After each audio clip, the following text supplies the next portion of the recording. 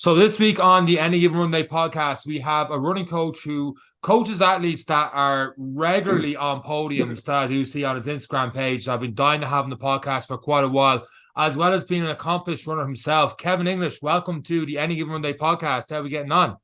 How are you guys? Not too bad. Just back from Berlin Marathon, so um, plenty of recovery needed after a long weekend there. I know you coach all of athletes, but I have to ask Kipchoge, were you near the finish line when he passed through? What was the story for Yeah, with that one? we were at like mile 20, so we kind of seen it from that point of view, and then it was like he looked very very comfortable at that stage. Obviously, all you heard he was under a little bit of pressure towards the end, but look, the main man pulled it out of the bag as he does. Berlin is just his marathon. Like, I think he's won it Absolutely. 5 times, hasn't he? I think it was 5 times. Yeah, Yeah. that was his fifth. It's absolutely phenomenal. Of course, you would at least say yourself. Have you run it before yourself, Kevin? Never ran Berlin. I've never, do you know what? I've never had much success with regards like the major marathons. I had an entry for London, an entry for Boston. I think I had one other one, and I just either got injured or at the time I just didn't feel I was ready to kind of to do it. Now, when I look back now, I probably would have just ran Boston for the experience. Hmm. Back then, it was probably a little bit more too intense and kind of like it has to be such a time or a PB. And I think that's something I kind of bring into my coaching a little bit now, where I try and work on the psychology with the runners in terms of like you don't always have to be thinking of times and splits and PBs, and it's just the way of the world now, isn't it? Like the watches here, the splits are right there as you see them.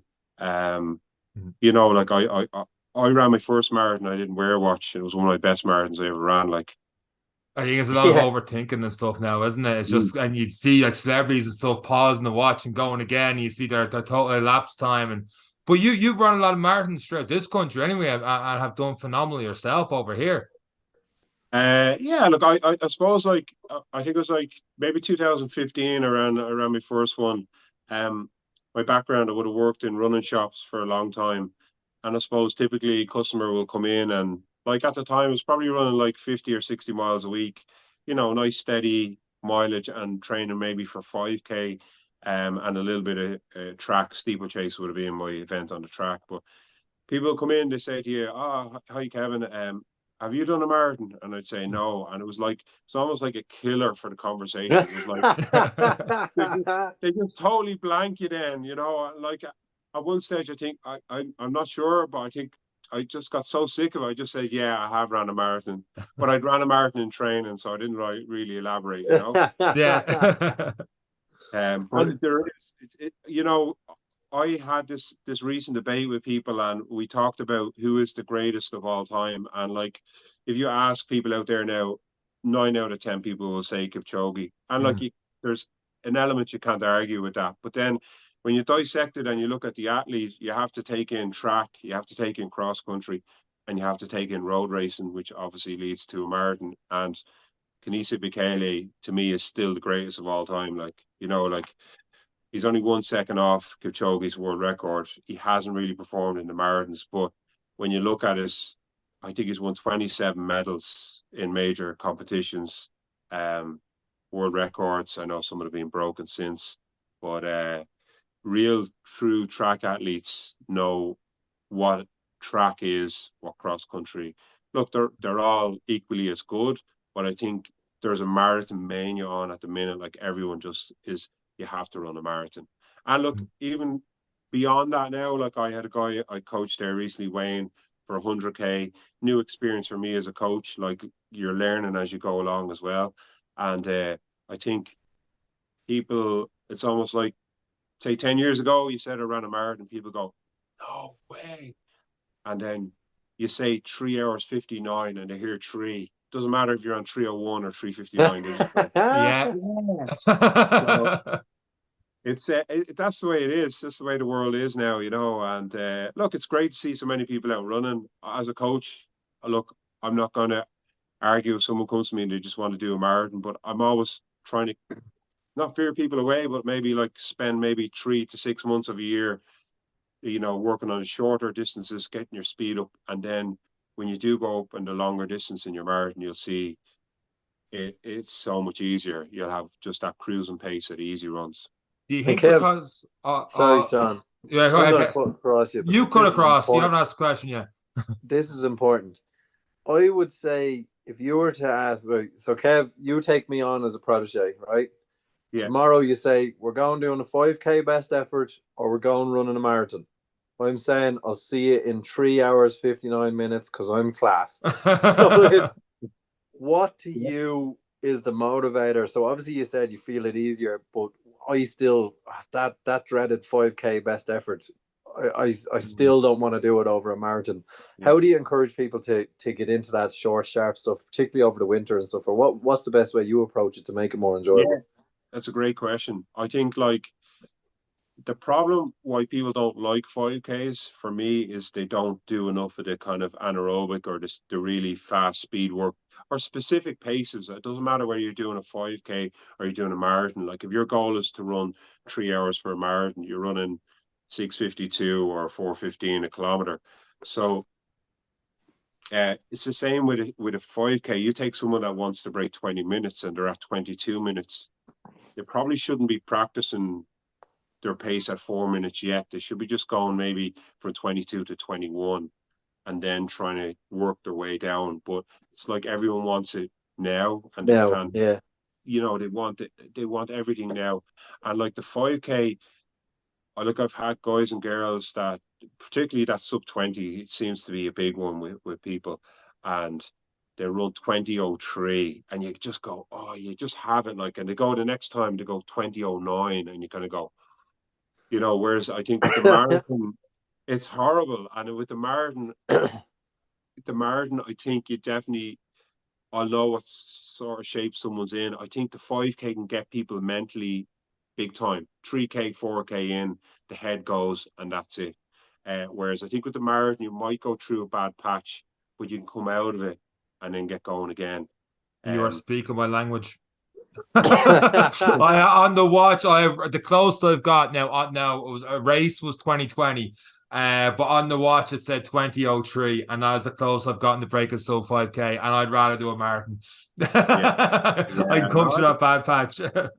I don't blame people, but when you get into that 5K fitness where you're in PB shape, and the great thing with a 5K is you can run them every week. You could race for 5 weeks in a row.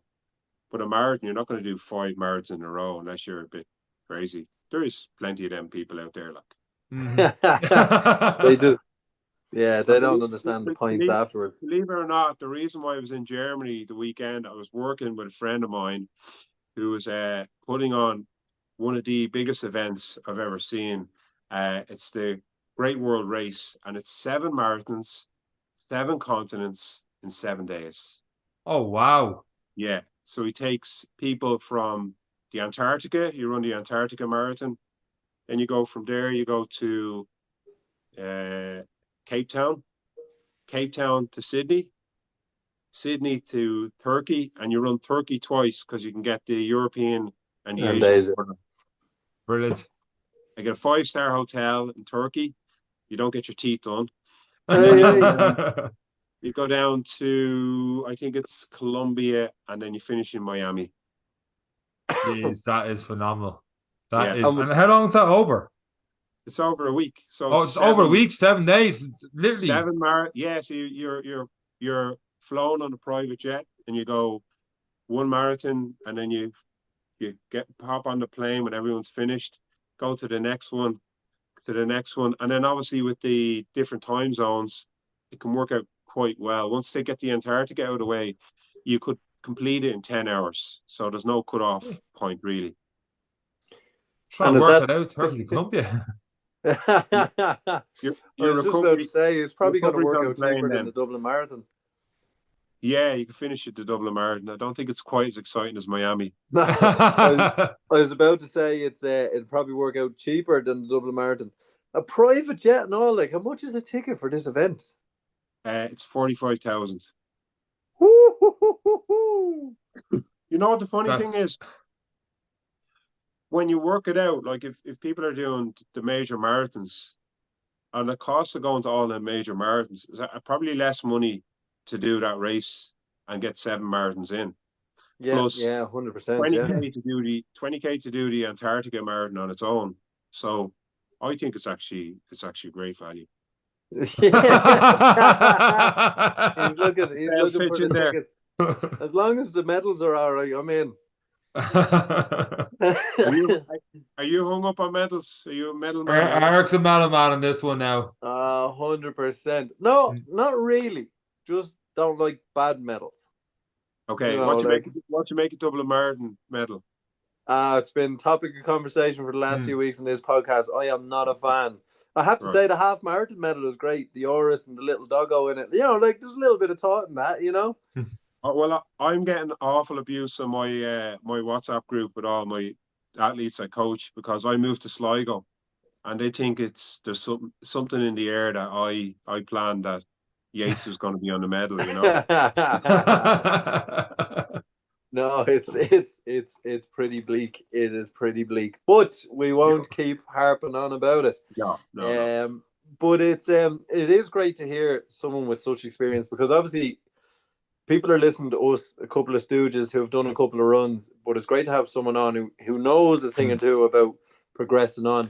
For a long time, we were going really hard all the time and stuff. What's your theory on the likes of heart rate training as a coach, and the difference between zones and pace training, heart rate training? And how do you think? So obviously we're Dublin is upon us. So what people have done, they've done now at this stage. But as they look onto a new season, what are the key things you do for people to try and break that 4 hour, break that 4.5 hour, whatever it is they're doing? What do you think works the best? So I kind of like, how would I say, I've been coaching now full time 5.5 years. And if you asked me that question 5.5 years ago, would have been completely different than now. I think I've like, you can be a fantastic runner, but coaching is completely different. So like, I see it all the time on Instagram. There's all these guys and girls, and look, some of them might be brilliant coaches, but I'd say the vast majority have taken up the sport in 2 or 3 years, ran exceptional times, no doubt in their ability as a runner, but in terms of coaching, you kind of like, there's a lot of stuff out there on the internet, let's just say, and people can rip stuff from the internet and then copy and paste. I'm kind of quite old school when it comes to training, in terms of like, heart rate is used to a point, but it's not everything. Like, I'll get people to take their heart rate in the morning time sometimes, just to check if they're, maybe I've a bit of a flu myself at the minute. But it's speaking to even Katrina McKiernan, and like, her old coach, and we used to go to his coaching course, Joe Duna, and the first thing he would say when he met her was pulse. He just wanted to know the exact pulse. And if it was too high, he wouldn't allow her to do the session. So she was telling me she used to like lie the odd time. Get it in, yeah. If it was within 5 beats, he allowed the session to go ahead. So sometimes it was 6 beats, she just say it was 5, you know. But anyway, going back to kind of, I suppose the sub 4 hours is a massive one for me. I don't think there's anyone that I haven't coached that, if they come to me and said, I want to break 4, if they have any sort of athletic ability, or not even stubbornness, you know, if they can stay consistent with the training, they should be able to break 4 hours. You know, you get people that can run 18 minutes for a 5K and they can't break 4 hours for a marathon. And that's all that is just basically training their body to run at a slower pace. And sometimes the ego takes over and it says, you know, I don't want to see a 6-minute K, or I don't want to see a 9-minute mile, you know.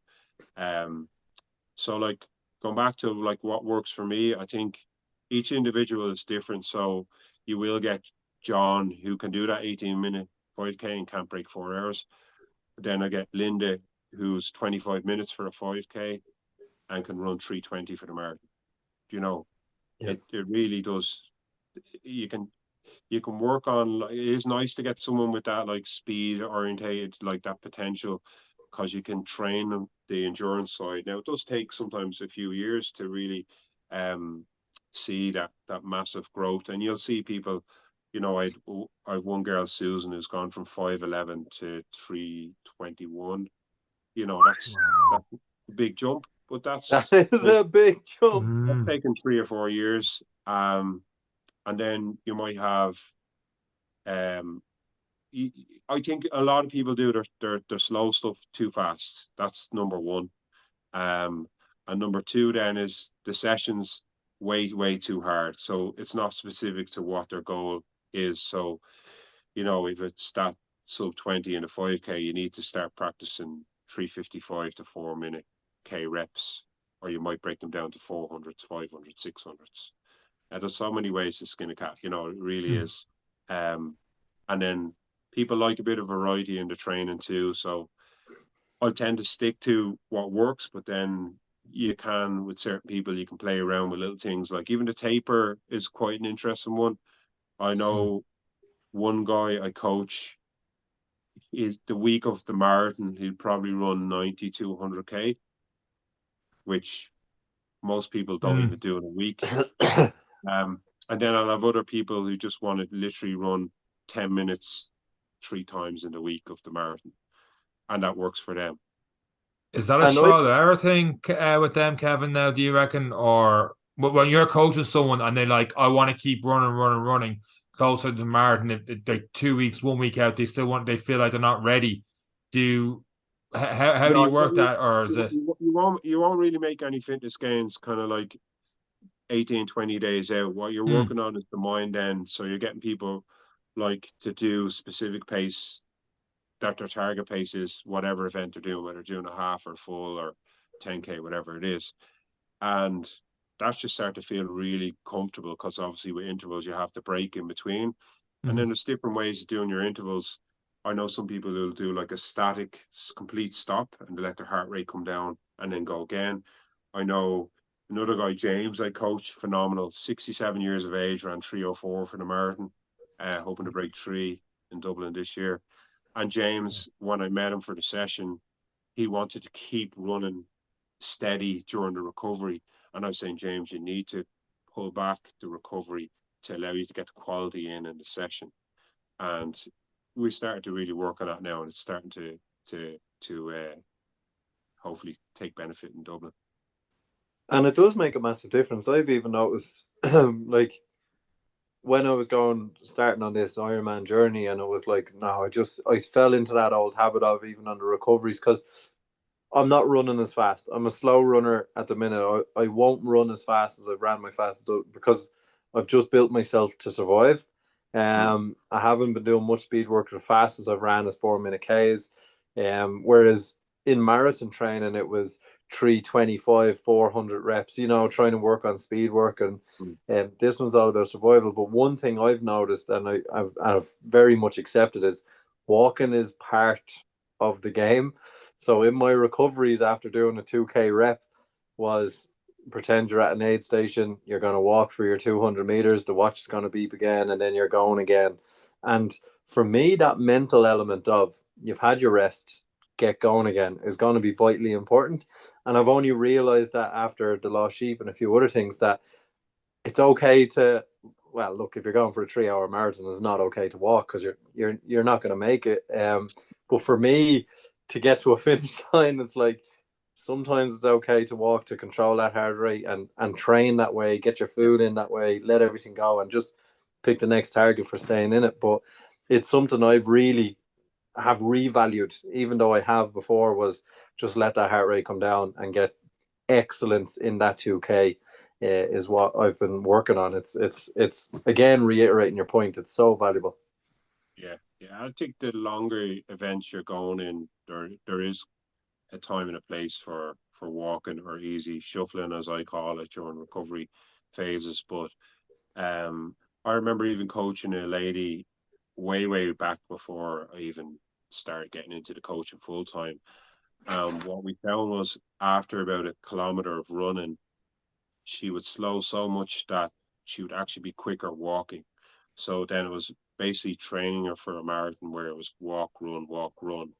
And it was great kind of learning for me as well, like, because she got the best out of herself in the marathon. And again, like, going back to when you're opening up, like I do coach people with podiums, but I get as good a kick as sometimes even better coaching someone completing the first marathon or the first 10K or the first 5K, whatever it might be. And I think there's that little bit of, I see it on Instagram as well, like with other coaches, and I fall into the trap myself where you have to post about the fasties, the people who, kind of put you on the map. But it's it's when you see an insight, like I coach my sister as well, and you kind of see how much it means to them, then you start to understand the way they think is even if it's a much if even more so than an elite runner.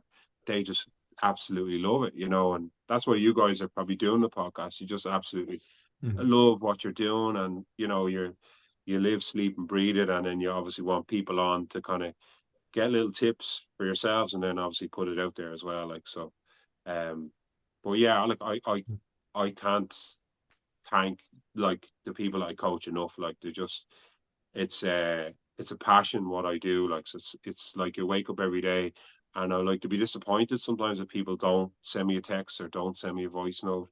Once the voice note is a minute or maximum a minute, when it goes over a minute, then it becomes a podcast. It's a podcast. It's a podcast like this. That's why we set this up. Voice notes were too long. Speaking of people, I won't name and shame anyone. By the way, they know who they are.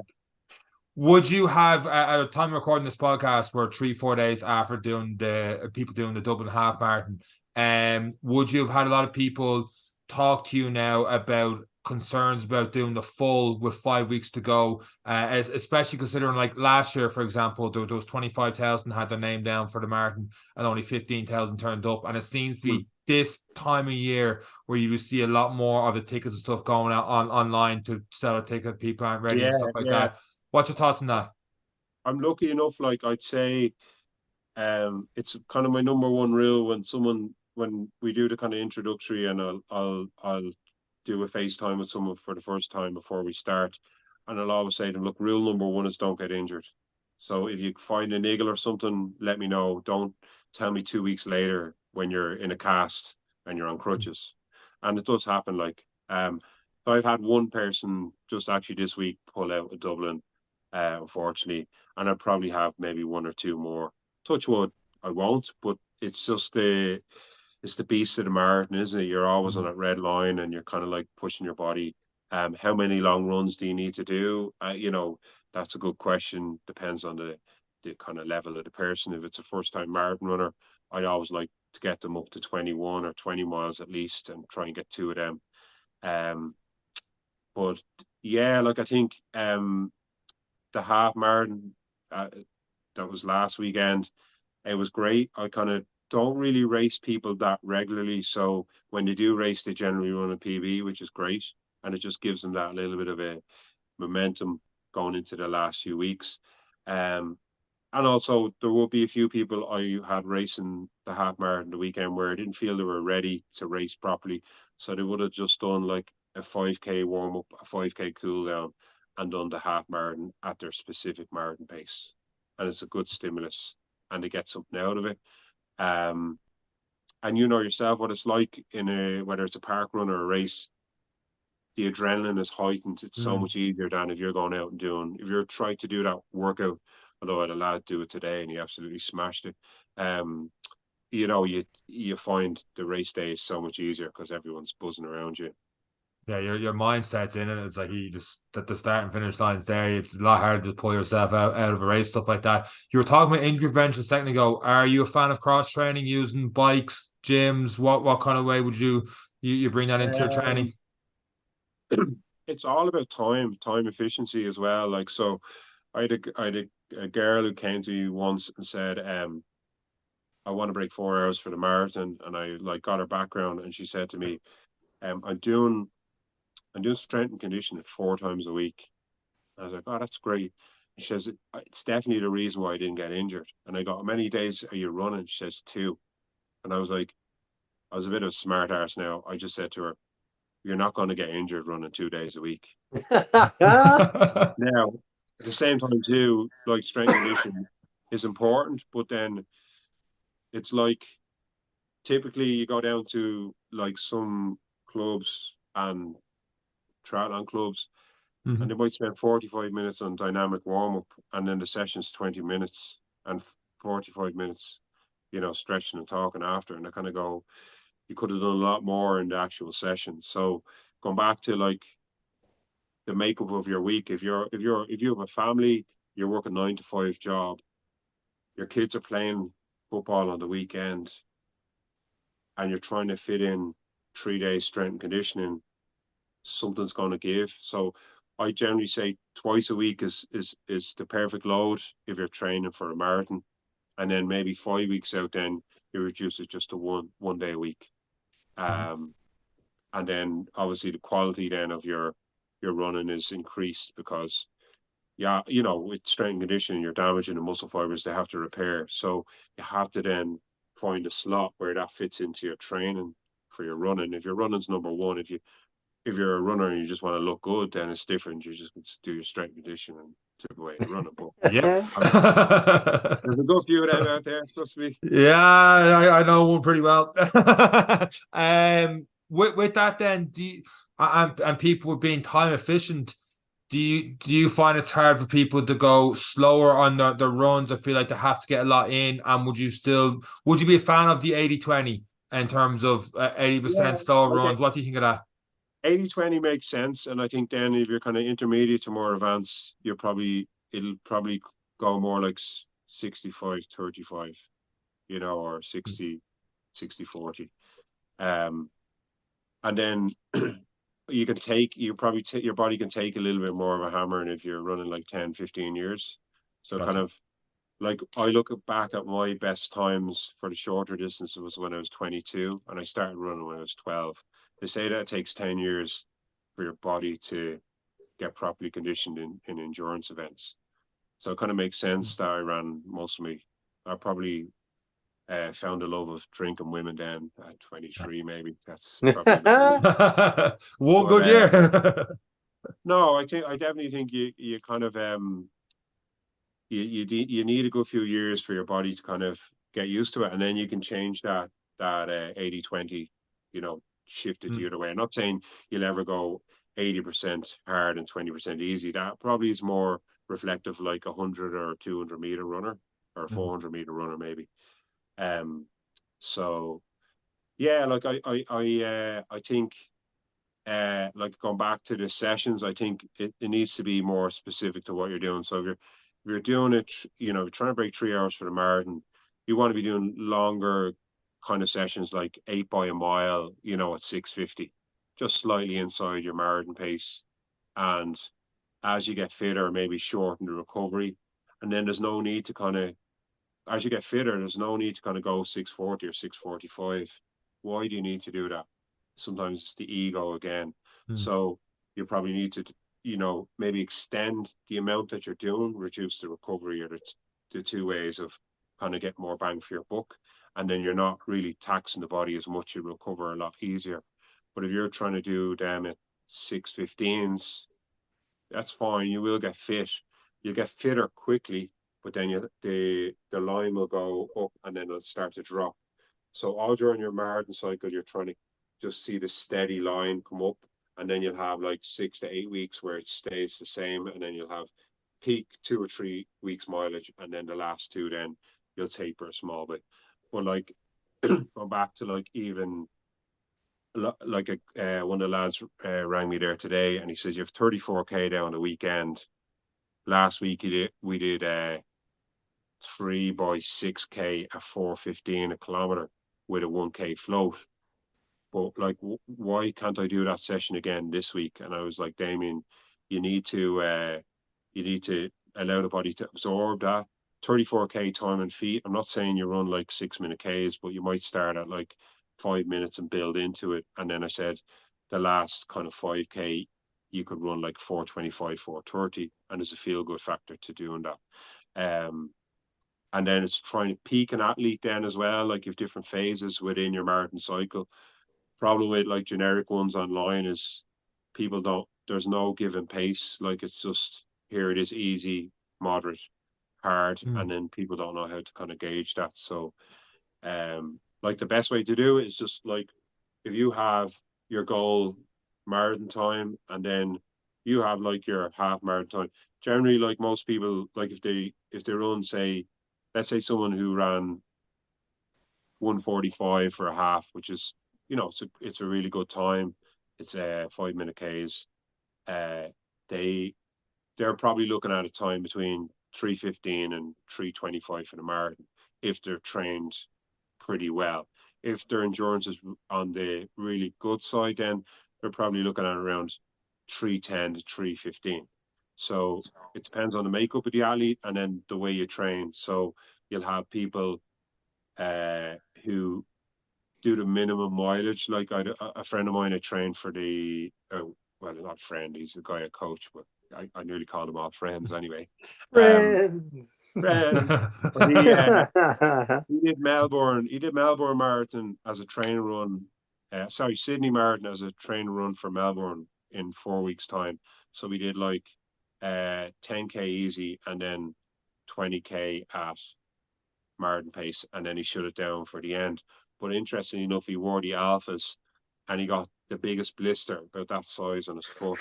So while he had to take a few days off, it was kind of a good thing in retrospect because he wouldn't have found that out until he actually got in a race scenario. Like you can do training runs, but you're never going to do them at the pace. You never do like 30K at your race pace unless you're Kipchoge. And even at that, he probably doesn't even do that.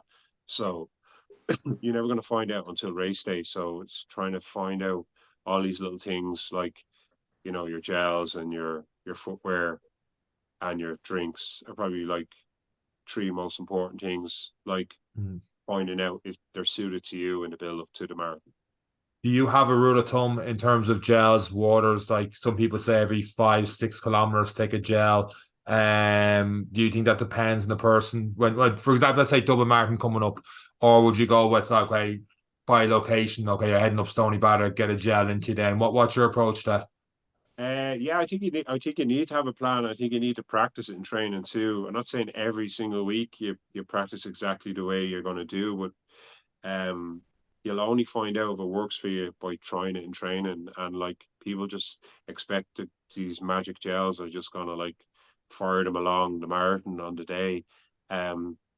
Generally, I would say kind of every 40 to 45 minutes is kind of a good gauge, a good guideline as a rule of thumb. But everyone's different, and then I think some people can tolerate more gels, and then some other people I might have them doing a carb drink, and if someone can meet them along the route is great. But I mean the gels are like, obviously I'm going to promote Morton because I sell them, but like the Morton gels, there'd be no issues with the stomach with them. The texture is quite different, but I think with the amount of grams of carbs now they're able to put into a gel, you don't need to carry as many as you used to. People are like Rambo with like 20 gels ready to take off, and they're probably have half a kilo of gels on their waist, like running. So yeah, they probably think the gels are doing a great job, but it was actually because they're losing weight as they were going along. It's getting a lot easier for a reason. But it is true that practicing nutrition is king, and it's something that we kind of take. Now, I have a bit of an iron stomach, and I've made every nutritional mistake possible. And like that, even in last year's Dublin Marathon, I was like, I've never had a Mars bar while doing a marathon, but this year, around 25K, Mars bar is what's going to save my life. And it nearly choked me to death for about 2 kilometers. So, where did you read that one? Nah, I just fancied the Mars bar, to be honest. I trained for 4 weeks. It wasn't exactly world beating, so it was but it was like that. It was just something different, when people are handing out things on the side of the road. And I had one too many gels, and I was just sick of the gels. And someone was like, "Do you want a Mars bar?" I was like, "Oh, that sounds nice." But like licking caramel out of my teeth for about 3 kilometers. But like I know people who eat granola bars on the run, and I'm just like, I don't know how they do it. But that's one thing about Morton, and it's one thing I've noticed with them. It is a slightly different texture, but I found it so much easier to absorb it in. It's kind of like I eat it away and just take it over a kilometer, and it's just nice and easy. I've found them the less sharp, if that makes sense. A lot of gels can be quite sharp and tangy, and with them, it is a different texture. But I've just found it not as sharp is probably the best way I can They're describe it. kind of bland. They're kind of bland, a neutral kind of flavor, Yeah, if you want to call it a flavor. It's like there's no flavor really. And I think they've kind of purposely done that. But look, all gels are really they're sugar at the end of the day. But it's I suppose going back to the I suppose preloading before the marathon. You know, everything happens 2 days before the marathon. So your sleep and your nutrition. I mean, I've had the worst night's sleep the night before with nerves, and you're moving around and you're thinking about it in your head. I only got 1 or 2 hours sleep before a marathon and have a great marathon the next day. But if you don't have a good sleep 2 days beforehand, you're screwed. If you don't carb load 2 days beforehand and rest up, you're screwed. You know, I take a group the last 2 years to Manchester, and one of the girls, Bernie, um, suffered badly with her nerves, you know, the night before, and God love her mate Aoife, she woke her up to tell her that she couldn't sleep. Imagine doing that. So she ended up having a great run, smashed her PB, and I kept saying, you know, you'll be fine on the day. She was actually thinking about pulling out. That's the way she was feeling like at the time, you know. But I think like I said, 2 days beforehand, if you get that right, a carb load, and then the night before, it's just something light in your stomach that when you wake up the next morning, you're not feeling bloated, heavy and bloated, you know. Um, I'd have porridge in the morning of it, like not too thick, and slice of toast or something like that, and a bit of orange juice. Yeah, I'd be quite similar. I tend not to eat too big afterwards because I feel heavy, and that just feeling of being heavy on a run, it's a mind game in itself. It's something I've played with from my first marathon, eating lasagna and wedges the night before for carb loading, and then falling to pieces the next day. But You it's weren't lying when you said made all the mistakes. It's trial and error. It's trial and error. I think I've probably done so many things wrong. I think that's helped me as a coach, you know, like um I did Clonakilty Marathon one year, and I remember the night before, and Ronan Wogan was with me. You know, Ronan, he runs my run results. There's a couple of other people there, and he said, we're heading to a chipper. Do you want to come down with us? Because I was staying in the house with them. And I said, yeah, yeah. I started a double burger and chips, and they're looking yeah. at me and they're going, you really are, you aren't taking this race seriously. And I go, it's grand, it's grand. I just have that kind of chilled out mode about it, you know. And I had a great run then the next day in the marathon, and we were laughing about it afterwards. But probably if I was in peak shape, I probably wouldn't have done that. Like, but You're I think talking to a sometimes man who eats a Chinese to settle his nerves. Like, come on. I never have a Chinese. No, Chinese is the worst thing. No, no, no. That's why I'm not coaching people, Kev. Kev, you mentioned Clonakilty Marathon there. Obviously Dublin's coming up, but after Dublin, what hidden gem races do you think are out there that you've brought your athletes to that doesn't get the notoriety that really should, in your opinion?